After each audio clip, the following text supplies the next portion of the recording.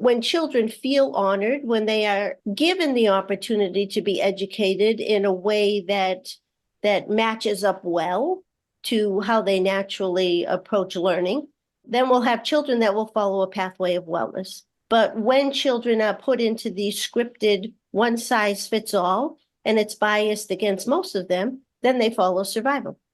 And when you work with children that are already coming from survival, that can be quite volatile. Welcome to Becoming Wiser with Dr. Robert A. Rohm, author and world-renowned public speaker, as he shares stories involving his experiences and lessons learned in a good-spirited, positive, and fun way. Here's Dr. Robert A. Rohm. You are in for a real treat. Jeanine Fitzgerald and I have been friends for over 20 years. She is an educator par excellence. I have had the opportunity to do seminars and training with her. The thing, I don't know, so many things about her I like, and y'all know me, I'm on the little bit lighter side of life. I think the thing I like best about Jeanine is her Boston accent. And so, she and I are on the two ends of the same continent, but she's up in the northern part. You'll catch on to it real quickly. And of course, people are always and forever talking about my southern accent. And of course, I don't hear it. I just think it's normal. But seriously, if I could just wave a magic wand and straighten out the educational system in the United States of America and even the world, I'd put Jeanine in charge of it. That's how smart she is. JJ always says she's freaky smart. That means she's so smart, sometimes it's scary. But I see many of you who have the heart of an educator, whether it be in school or in parenting. Jeanine just knows kids. She understands children.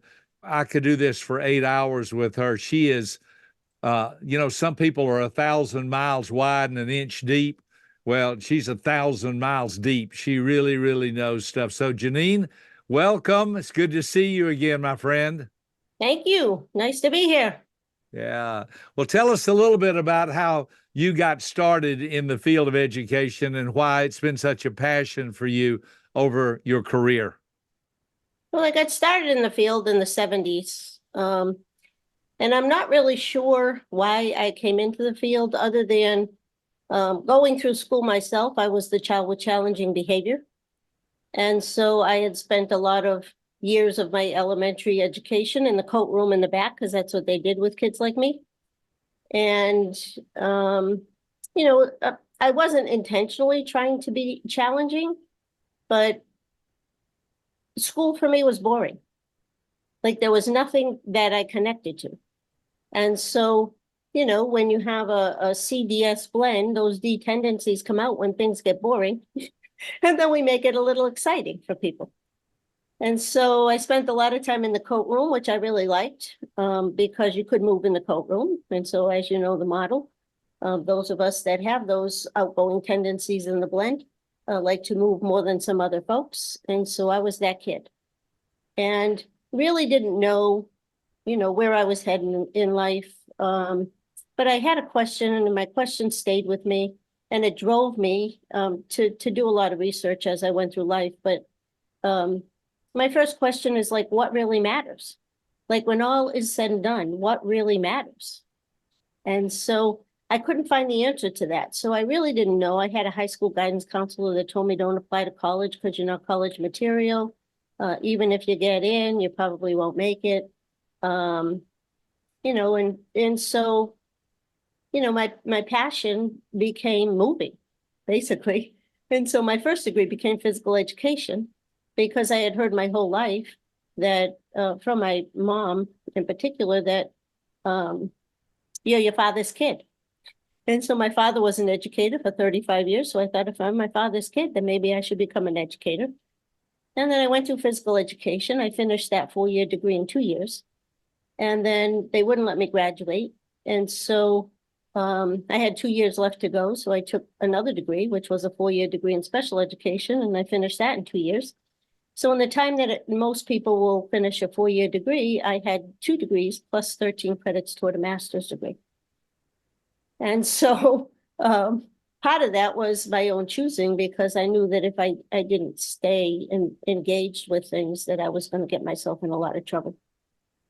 And so I went on and finished another degree. That 13 credits turned into a degree. So I've spent most of my career, all of my career basically, in the field of education and mental health, working with particularly the children similar to me,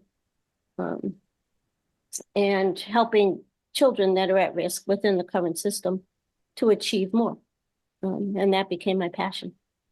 When you talk about children at risk, explain that a little bit better for our audience. What kind of risk are they at? What does that mean? So there are children within the traditional system of education that thrive within that system. There are a great number of children that survive despite the system. And then there are children that don't survive within the system. And so there are children that are just basically housed in an educational environment, but they're not really educated. And so when I look at children at risk, it's those children that have had some level of adversity in their life. And that adversity then has put them at risk within the school system because they're not naturally committed to learning. And so a lot of the kids bring into the classrooms, things that are really good for their survival, because they are trying to survive despite the system, or they're not surviving at all within the system. And so what they're bringing in for survival is really good for them, but it's really not good for education. And there's always been that disconnect. So I decided to do 37 years of international research to find out what the, some of the best practices in the world were, and created a framework. And that framework is now called Education with Insight. So basically, I think at this point in time, we're really in a race with catastrophe on one side and education on the other. And I think there are major changes that need to happen. And I think that, the foundation under which that shift needs to happen is you can't reform this system. The system is so outdated and so antiquated in so many ways that you really have to transform the entire system. And so I think there are values that undermine that. And so I opened a school 10 years ago to show people that it can be done. And so I own a preschool through grade 8 school. And the values of that school begin with honoring and transforming. So honoring for us basically is that I believe that each individual, whether it's a child that's a student, or whether it's an educator, or whether it's an administrator, that each individual needs to be honored with integrity, and that their dignity needs to be preserved. And so in my mind, honoring becomes a way of being in the life of people, being in life itself. And it's really what is going to close the door, or has the potential to close the door to things like alienation and dissonance, and, having to navigate for a sense of belonging.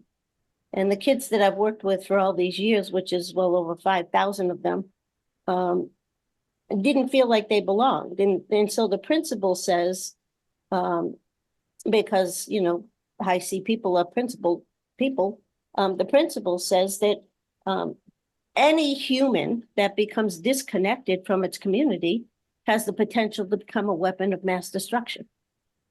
And so I think that's what we've seen in education, that there are a lot of children that are trying to do the best they can to survive, but nonetheless have created a lot of disruption and destruction, sometimes toward themselves and sometimes toward other people. And for me, that's not okay. I've said for a long time, surviving is not the goal, thriving is. And so how do we help these children to begin to thrive? How do we begin to replace what has been well-intentioned practices, but nonetheless very naive practices, things like, reward systems and detention and those sorts of things? How do we replace those with something that is going to show some increased proficiency.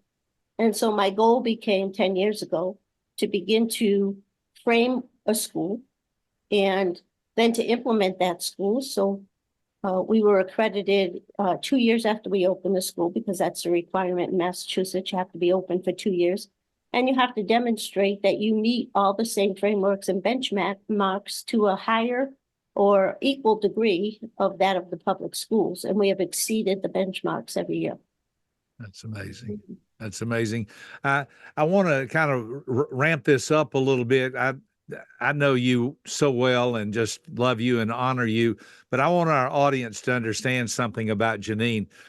And she can't divulge everything that she knows because of legal reasons, but Jeanine has been working with children whose parents are in the witness protection program. In other words, these some bad dudes out there, and they have been moved around or incarcerated, but they have children, and the children still have specific needs. And Jeanine told me one time, she said, the reason I'm attracted to those kind of kids is because I was one of them myself. Now, I don't think her parents were in the witness protection program, but she's very much attracted to kids who have learning challenges or are at risk. So tell us a little bit about that as much as you can without divulging anything that's illegal or unethical. So like I said, I mean, we operate off of principles. And so the title of this came from a principle, and it's the foundational principle of work that I've done over all the years. But it's the principle says teach, transform, and transport. So what that means is that we have a responsibility as educators to teach children the skills and the attitudes that they need in order to be able to transform their lives in the best possible way, so that they don't repeat sort of the sins of their parents or those that have brought them into the world. And I believe that both for the parents as well, that if we provide them with the tools that they need to transport themselves in the best possible ways toward and in a way that they can transport themselves to their definition of success, then it's a win-win for everybody. And so we also have a program called Parenting with Insight, and it parallels our education with insight. And so I do as much work with parents and families as I do with children. And I think that combination is a very powerful combination, that when you get the parents aligned with understanding rather than judgment, it's just a win-win. So I've worked with children as young as 9 years old that are gang members. And I worked in an underperforming school. There were 15 children that were gang members. All the parents were really struggling with their own sense of belonging. And we had 1 year to turn that school around to a high-performing school, because it was an underperforming school as a result of those 9 kids. And we turned that school around in 1 year. And it's a blue ribbon school today. And in that community, it was the school that nobody wanted their child in because it was so dangerous. So, these children are coming in from, a variety of different lifestyles, a variety of different family structures, a variety of different cultures, a variety of different values. And so, despite the fact we've been talking about diversity for a long time in this country, I don't think we get it. I think it still challenges us. Yeah. And I think the solution to that is two values. I think the value of honoring and the value of transforming. And if we could commit a system to those 2 values, it truly could change the entire system. Those words are easier understood than practiced. So why don't you talk about what does it look like in the realm of honoring students, or honor a school that produces or focuses on honor, and then follow that up with what does transformation look like? So there's 3 parts within the framework. The first part is the whole profiles relationship piece. So it really parallels all the work that's been done at Personality Insights. So we start off with the profile. So when our students come into the school, or any of the schools that I consult with around the country, the first thing that we do is the bots, if they're young kids. So at our school, the bots is done over the summer with the parents and the child. And we get the results of the bots 2 weeks before school starts. We then put it into a pie graph so that our educators have an understanding of who are the children that are going to be walking through this door. We also ask the families to write on an index card, what is your child's primary interest? So you have to explain that to the parents. Like if your child could choose to do something, what would that be? And so we ensure that those things are present on the first day so the child immediately finds some sense of connection as they come in. And then we do a lot of work with our kids. So the first 6 weeks of school is really about social and emotional kinds of things. We introduce to our preschoolers and to our elementary, lower and upper elementary kids and our middle school kids the concept of the temperament. And so our older kids basically understand the model because they started off with us when they were younger, but we teach the preschoolers that they're superheroes, and you can be a D, I, S, or C superhero, and each superhero has superpowers, and we would like you to use those superpowers to help other people, to be part of this class. And so that's how we begin, but as they get older, we're into doing things like connecting the DISC model to like literacy. So if you look at like Harry Potter and the 4 different houses of Harry Potter, they very much align to DISC stuff. And so the kids, so it's embedded, the whole framework is embedded into everything that we do. So we start with honoring their profile. That starts before they even come in as preschoolers, as 3-year-olds, because we do the bots. But then we start looking at like their sensory profile. We look at their cognitive profile, which is things like multiple intelligences. Where are they naturally gifted? We aligned our discipline and our discipline policies to what we understand about DISC. We have aligned, so I have a nature-based school, so we have children that are outside for 2.5 hours a day minimum learning, and it's project immersion, so they're working on real-life projects. For example, when we were in COVID, one of our first graders heard somebody talk about food insecurity, and so he came to school and asked Maria, the learning coach, like, what is food insecurity? And it led to a year-long project called the Friend Fridge. And so those kids built like the encasing for the Friend Fridge. They did fundraising to get the commercial outdoor fridge. They did lots of work to secure the food to put in the fridge. And so every week, our first and second graders were going to the Friend Fridge in town, and it's open to the community. And today that Friend Fridge is in multiple communities, and we partner with 45 different businesses who are contributing food. Isn't that great? And so our kids learned math through all of that. They learned woodworking through all of that. They learned how to work as a team through all of that. They learned how to give back to their community. And that's the work that we do. So I know it can be done because we've done it for 10 years successfully. You are just such a breath of fresh air. I hope everyone's listening to see how easily Jeanine has incorporated the DISC model of human behavior at school. Talk about that just a little bit. I know you just did briefly, but share with everyone, do you really think it's possible to educate or to raise children or to be a successful person without understanding the DISC model of human behavior? Well, I can tell you with all the people that I've worked with, so I'm in the second year of a contract with Nantucket, the Nantucket Public Schools, and this was the second year. So the first year we introduced for a whole year the leadership team within the elementary school. And then this year we did a lot of work with the entire school, so 45 professionals within the school.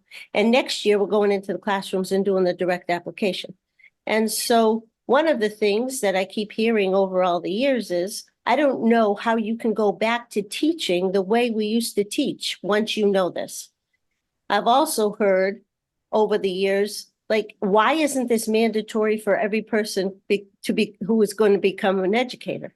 And honestly, if I had the power within the states, like some people do, I would go to the colleges and I would reshape the entire college preparation program so that year one, if for anybody coming into a human service field, education or whatever, year one would be nothing but the intrapersonal sides of emotional intelligence. So you would spend year one doing self-awareness, which is the DISC model and other things, getting people to understand themselves, first of all, and then it would also consist of self-regulation because there are a lot of people in this field that are unregulated and trying to teach children how to become regulated.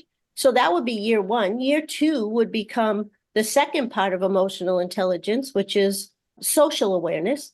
So very much paralleling what we learned in the DISC model. Like I went to Atlanta in the 1990s. Dr. Rohm wasn't even there the first time I went. It was like Julie and Rick, and he was in England. And so I just kept going back so that I could meet him and have lunch with him. You know, it parallels, like we learn in the model, apply it first to yourself. And then second, apply it to others. And so I would align all of college education to that. So the second part, the second year would be the social awareness piece, like how do you interact effectively with people who are different than you?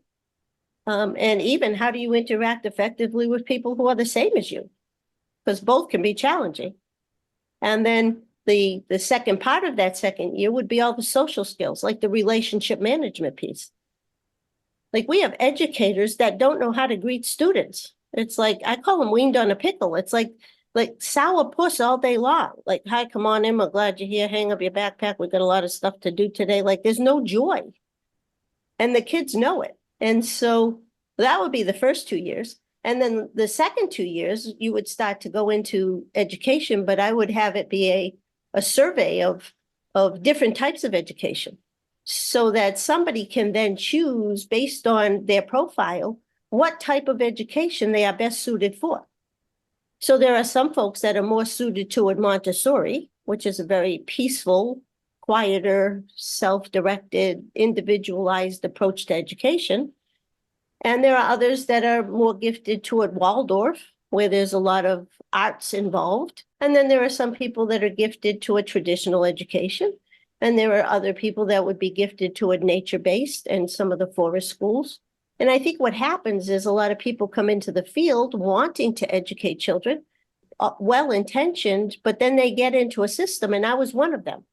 So I taught in the public school for 2 years and quickly learned that was not the environment for me. And I thought, well, this was a waste of like all these college years. Like I had spent so much money and so much time studying. But then when I decided to become a therapist and went to work in a mental health center, and I could see the connection between what educators were struggling with, because we were asking educators at that time to take on the expertise of a mental health professional without any credentials to do so, plus also be teachers. We were seeing a huge increase in challenges in the schools. And when I started to see that connection, I thought, this is cool. I'm just going to create my own framework and I'm just going to go out there and see what happens. And so my business developed as just word of mouth. I never advertised, ever. It was just word of mouth. That people were looking for what it was that you have. And I said that to Carl Smith years ago. I said, Carl, you have to understand that you hold the cookie. And everybody is looking for a bite of that cookie.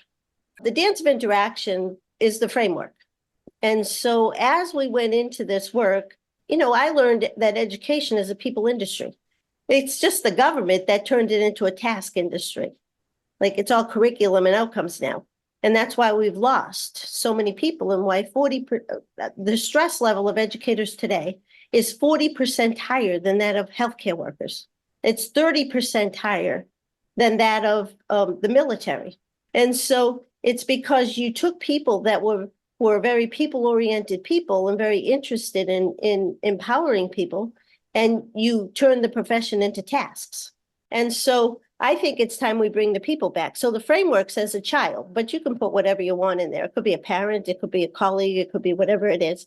But it always starts with a person. Okay, we look at the person.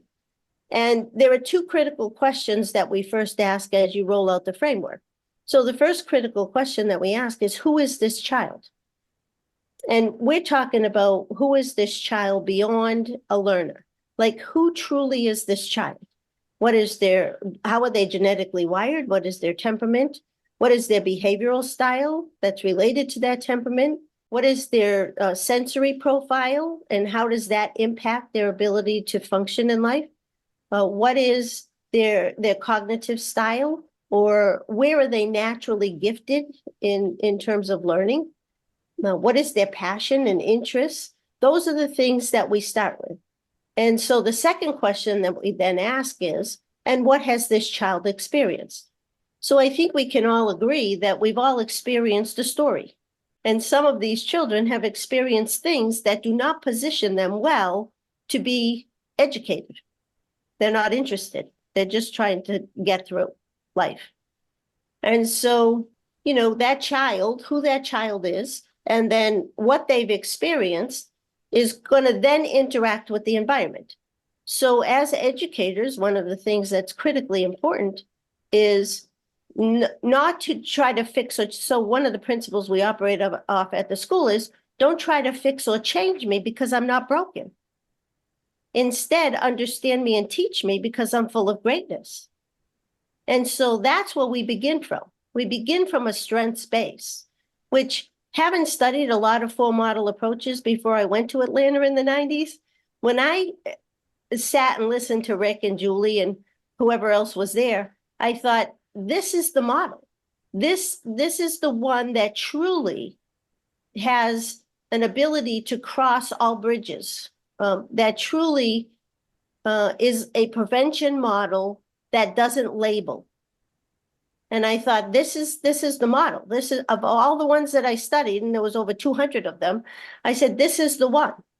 Okay. And so what I tell educators is, not only don't try to fix or change me because I'm not broken, but understand me and teach me because I'm full of greatness. But then you have to cultivate the conditions of the environment for that greatness to be invited. So in human behavior, there's only two purposes to the environment. One is to invite patterns of behavior, and the other is to inhibit patterns of behavior. And so because every educator also has a DISC profile, their teaching style is aligned to their DISC profile. That, however, can bias against the majority of students in their class. So there's a lot of work that gets done with cultivating the conditions of the environment, and what is the behavioral flexibility we need to see from an educator in order for them to be able to honor who the child is and what they've experienced. Okay. And so they go from there to a developmental pathway. So when children feel honored, when they are given the opportunity to be educated in a way that matches up well to how they naturally approach learning, then we'll have children that will follow a pathway of wellness. But when children are put into the scripted one size fits all, and it's biased against most of them, then they follow survival. And when you work with children that are already coming from survival, that can be quite volatile. So I think there's three things that need to be adjusted. I think the first thing to be adjusted is the quality of the relationships. And I already talked about that. Adjust the relationships according to the profiles. I think the second thing to be adjusted is the surroundings, the physical environment, and how, where is it that we're actually educating these children? And then I think the third thing that needs to be adjusted is the whole programmatic piece, or the skills. Like, how are we teaching these children the skills they actually need to learn? And what materials are we using? What is the methodology we're using? I can remember Peter Nahosa saying to me years ago, we were up in Vermont, and he said to me, Jeanine, he said, my district just spent almost $500,000 for somebody to come in to teach us differentiation of curriculum. He said, I sat with you for 3 days at this conference and I learned how to differentiate curriculum, environments, and relationships. And you didn't charge close to $500,000. And I think it just gets too complicated. It doesn't have to be complicated. It's really very simple. So the very things that lead to wellness can also be the very things that lead to survival. So it's about the quality of the relationships, it's about the quality of the surroundings, and it's about the quality of the teaching, the quality of the methods and materials that we're using. So if we use those that align with and honor our students, we get better outcomes than when they don't. But either way, you're going to end up with outcomes. So if we don't honor, if we don't create that shift, that paradigm shift, and believe in the strength-based, the prevention-based, and all of that, then you're going to have children that are incredibly disempowered. Eventually, you're going to become disconnected from education, have great potential to cause harm to themselves, others. And if we do honor, then they become empowered. And so those 15, 11-year-olds that I was working with that were gang members all at the age of 9, many of them had been hospitalized quite a few times. It was their last shot. I was their last shot. I was told when I went there, if you don't reach these kids, they're going to lockup. And so I said to the principal, a wonderful woman, I said, Elsie, you're not going to get me up at the hour you need to get me up to drive 2.5 hours, 1 day a week for the next 3 years to ensure that we end up with 15 prisoners. And so we did a lot of really different things within that program. One of them was I said to her, we need 2 empty classrooms on the 2nd floor when I come back next week. And she said, I don't have 2 empty classrooms. And I said, of course you don't, because it's not next week yet. But when I come back next week, we'll have 2 empty classrooms. And so I did. There were 2 empty classrooms.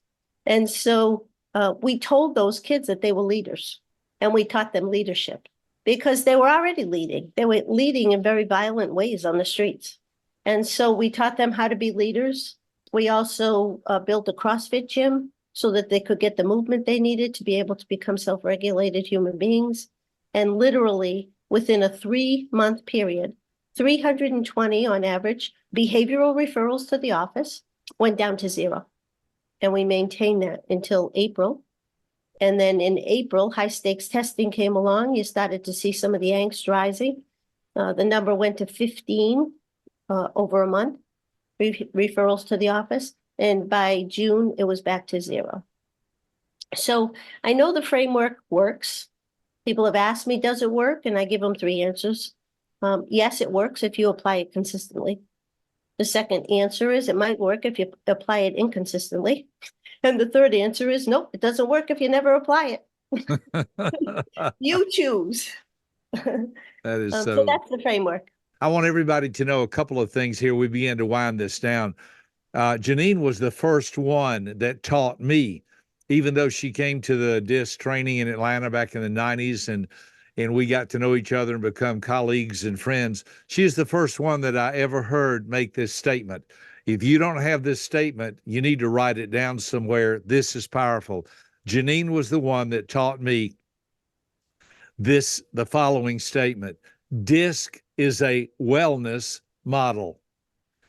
DISC does not tell you what's wrong with you. The DISC model of human behavior tells you what's right with you. Now, you just got to put that and think that through for a minute. DISC is a wellness model. All of the other ones that are out there tell you what's wrong with you. I took the MMPI, the Minnesota Multiphasic Personality Inventory, twice in graduate school. It tells you if you have emotional disturbances. I think they're probably still trying to find out where all my emotional disturbances are. But the truth of the matter is, DISC is a wellness model. Learn to use that. When you're talking to clients, when you're sharing that with someone, just smile and say, just a heads up, DISC is a wellness model. DISC does not tell you what's wrong with you. It tells you what's right with you.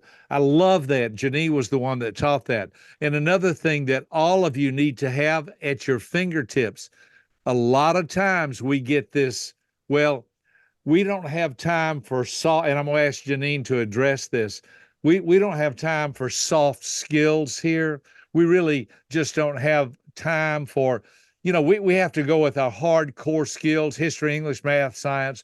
We don't have time for these soft skills. Listen, learn to squeeze lemon into lemonade. The next time someone says to you that these are soft skills, look at them and smile and say, actually, we have learned they are core skills. They are core skills. I don't care how much history, English, math, and science you know. If you don't know how to get along with people and you can't have understanding in relationships, you don't know core skills. And core skills and soft skills and core skills are the essence to life. Jeanine, if you would, as we start to wind this down, talk about the value of these core skills and how they have been the ones you have used to change people's lives.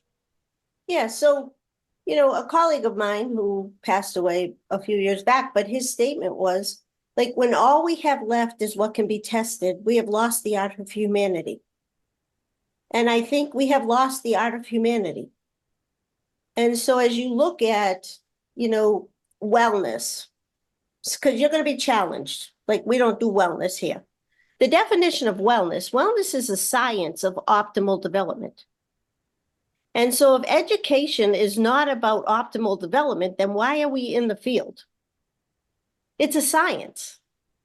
So they can say all they want about soft skills, but it's a science. And part of that science is directly connected to emotional intelligence. And all of the work of Daniel Goleman and some of his colleagues has pointed to the fact that 85% of success in life is based on the 4 components that they describe as emotional intelligence. And so I think what's happening is that we truly have lost the art of humanity because people don't value, they see it as a waste of time to teach those things. But the reality is if you don't teach those things, then you're not going to have kids that are able to grasp all of the content because they won't have an understanding as to why they even need to know it. We do a lot of work. We have a wellness coach at our school. We have a year-long curriculum that she implements. It's called Building a Life. And so from the age of 3 years old, we step back and say, what are the actual skills that a 3-year-old needs to have in order to be successful as they move on in life? By the time they're in 7th and 8th grade, it's like the skills are very different. So we just did finished the whole thing with the older kids. And it was about looking at attitudes and looking at their character and their choices and their habits. And we broke it down into a jigsaw puzzle, and every child built their own life. We did one piece at a time for a series of lessons. And when they mastered that piece, they got to put the piece on the puzzle, and it was an actual puzzle of them when they finished. And so there's great value in that. There's a lot of research out there that says, kids that have, the social and emotional skills do far better in school and in life than those without them. People can say whatever they want. My mindset has always been like, that's your opinion. And then in the back of my head, the D type comes out and says, even if it's wrong, it's still your opinion and you're entitled to it. And then I just keep moving forward. When I started in this field, people said to me, you will never make it because you're too far out of mainstream. And 48 years later, I am still here, and most of those people are not. And so, I just think this work is too important. It's too significant. And I think when a person, regardless of age, background, whatever, when a person starts to feel significant, that's where the rubber meets the road. Okay? And part of helping kids to feel significant is letting them know that they are valued for who they are and what they are naturally designed to become. Like there's a child at my school, he's in 4th grade. He came to us 2 years ago, did miserably in another environment, came to us, and I was working with him this year. And he said to me, will you help me? And I said, sure, I'd be happy to help you. And he was writing out some sentences and things, and he skipped one. And I said, did you notice that you skipped one? I don't know if it was intentional or if you just skipped over it, but I'd like you to go back and review it. And he said, no, it was intentional. And I said, why don't you want to write that? He said, because I don't want to write what I want to write. And I said, it's just you and I. And honestly, Nate, if you don't want me to see it, that's okay too. There'll be a day that you'll want me to see it. And he said, no, you can see it, but don't tell anybody. And I said, okay. And he wrote, I want to be smart. And I said to him, you want to be smart? You don't think you're smart? And he said, well, my brother calls me sped. And he tells me how stupid I am. And all the teachers that I had before told me that I couldn't be educated, that I was a dumb kid. And so I said to him, Nate, listen carefully, babe. Okay? Listen carefully. Everybody's smart in some way. Everybody is. Part of building your life with Miss Peggy is to figure out how you're smart, because everybody is smart in some way. And just because you might not be smart in everything that other people think you should be smart in, Nate, you're never going to be world class in everything, babe. You're never going to be world class in everything. But you can become world class in something. And once you find what that is, pursue that and learn as much as you can about it, because that's going to be your future. And he started to cry. And I thought, like, that kid is a different kid in the 2 years we've had him. A different kid. So that's the work. I mean, there's so much fulfillment in the work. Yeah. Yeah. You know, you not only speak to our mind, you speak to our heart. I just so grateful for you. I look at people on this call, you know, I know some better than others. I see Karen Wagner and the work she does. She has such a heart for kids and parents and educators. Mary Catherine Williams, Ben Smith, I've been to his school when he was principal there in Utah. And there's just so many people who love the field of education and want to be difference makers. I want to leave it on a high note. If you could tell all of us, the field of education is so big. There are millions of students, there are hundreds of thousands of schools, and everybody's got their own opinion. Tell us what you would encourage us to do to be able to make a difference in the lives of young people, our own children, and others we come in contact with. Yeah, I think the best thing to do is, well, in education, I think the best group to work with is the parents, because the parents have the voice that can shift the system.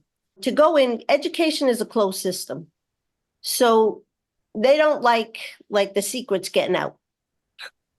So they don't bring in a lot of people. It's like, but it's a highly competitive business as well. Like the superintendents compete against each other, who has the best district and all that kind of stuff. So I think to break into a system may not be the best route, but to get the ear of parents and to educate the parents on what education could be.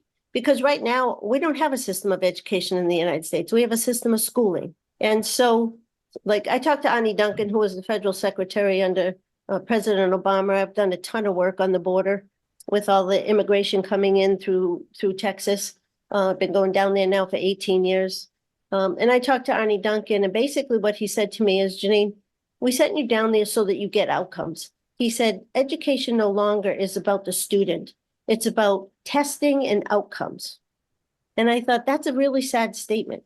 Like, I think there's parents that probably feel passionately about the fact that it's about kids and their kids. So I would work with some of the parents and try to get the parent voice to start to speak up. Like, here's some simple changes that you might want to think about, even if it's a one-to-one with a teacher. This is who my child is. This is how they learn best. You know, if you ever need my help, I'd be willing to come in and volunteer, kind of stuff.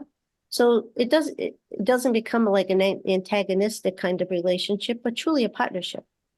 That's great. And so I know at our school, like, we couldn't function without the parent voice. Like, we couldn't function without that voice. And so I think that's a place to begin. But I also think, you know, talking to the kids. I think if you can get into a district and talk with the children, you know, I have applied this to bullying situations.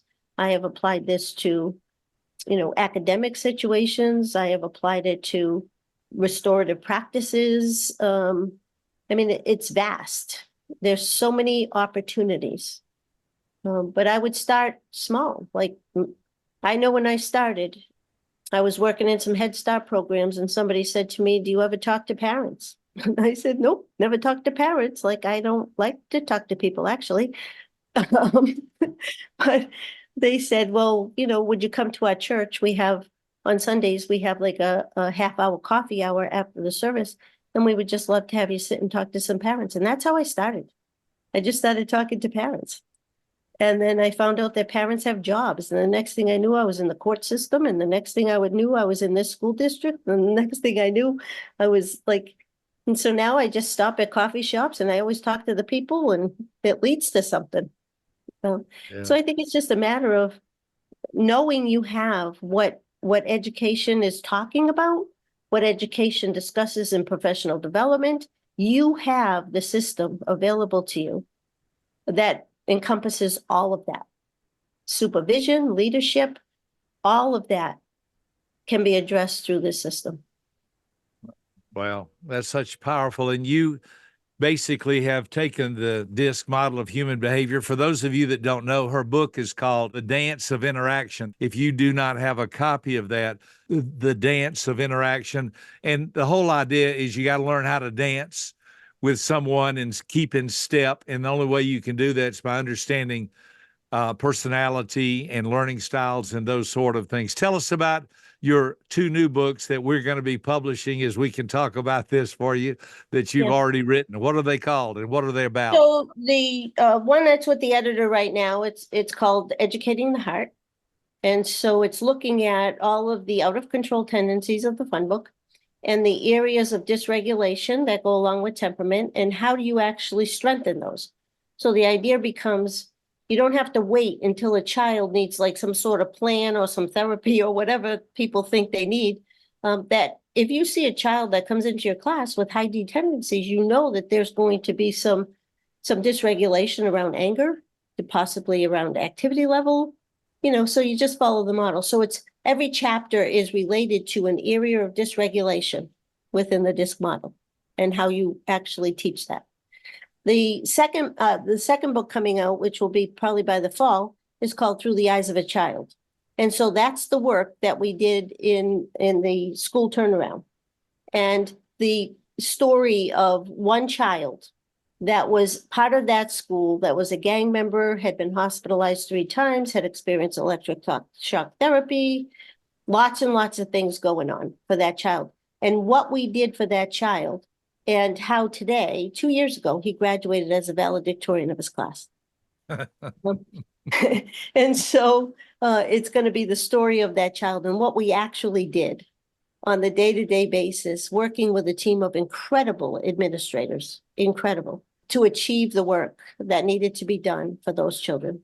So every one of those kids is no longer a gang member. They all graduated from high school. And I lost track of them after that. I'll tell you something that I've been doing this 33 years full time. In 1971, I was a high school math teacher. So, that goes back a long, long way. That was my first job. I taught high school math, just basic math. And I learned real quickly, even though I didn't know DISC, to keep your D and I students busy, because if you don't, they will get in trouble. Your S and C's are going to pretty much come along and go along. So I taught math and I had all my D's and I's up at the board constantly doing work.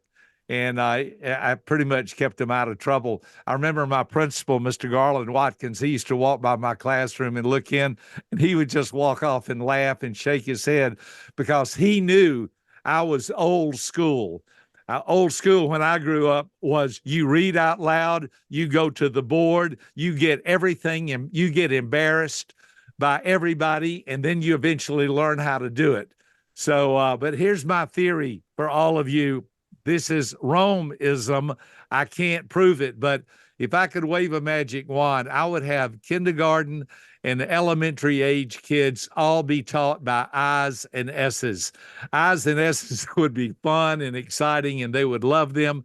Then when they got in middle school, they would meet a bunch of D teachers, because the D teachers would let those middle school kids know, you are not going to run over me.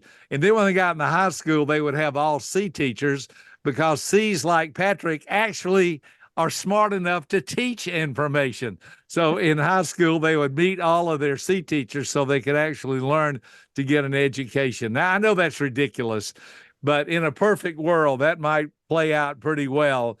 And but we all need some of all of these teachers teaching us all along the way. So just a little fun note there that I've been thinking about in my spare time. I'll give you the last word on this. Tell us, if you would, maybe something that would be valuable to know. You have some trainings coming up. How can people keep in touch and follow you? That'd be the best way. Yeah, so my website is www.JanineFitzgerald.com. And I do professional development all over the country every day of the week somewhere.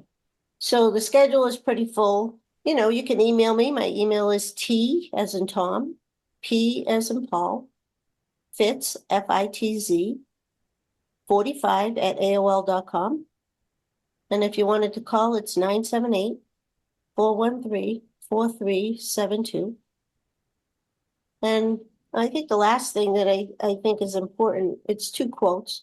One from E. Cummings, and it says, to be nobody but yourself in a world which is doing its best night and day to make you everybody but yourself means to fight the hardest battle which any human can fight and never stop fighting.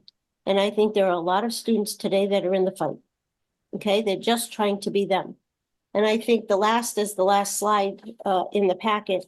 And that slide says, when our students are not honored and respected for who they are, then they are going to grow up disenfranchised from their authentic selves and are going to seek to connect in many, many afflicted ways.